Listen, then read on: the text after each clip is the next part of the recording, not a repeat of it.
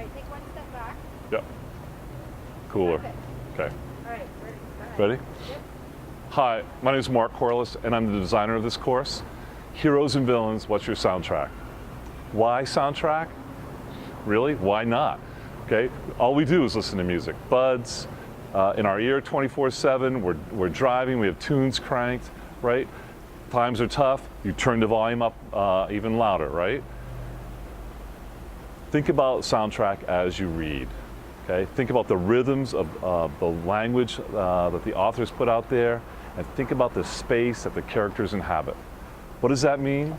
Well, mostly when we're looking at Heart of Darkness, our first book, written by Joseph Conrad, strange place, strange time, and strange things happen.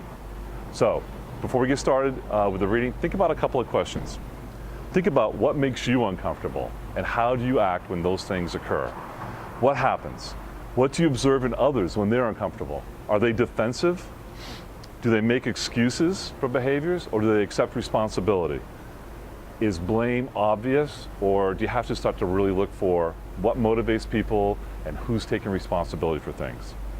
From one of the Dark Knight films, people are afraid of what they don't know, and they always fear those things. So if you take people out of the equation, even then, isn't landscape, isn't terrain, isn't place still something that can cause us to feel dislocation? Dislocation isn't just about having a broken arm. Dislocation means that you are out of space, out of place, out of time. And that is a breeding ground for poor decision making, a breeding ground for whether you're going to find your moral center or lose it, be a hero or be a villain. So, our first read, we're going to look at Kurtz's experience in the Congo. Okay? But in our next reading as well, in the Odyssey, we're going to see how Odysseus experiences dislocation, fragmentation from himself and from his friends, from his family, and figure out what lessons are there for us to learn.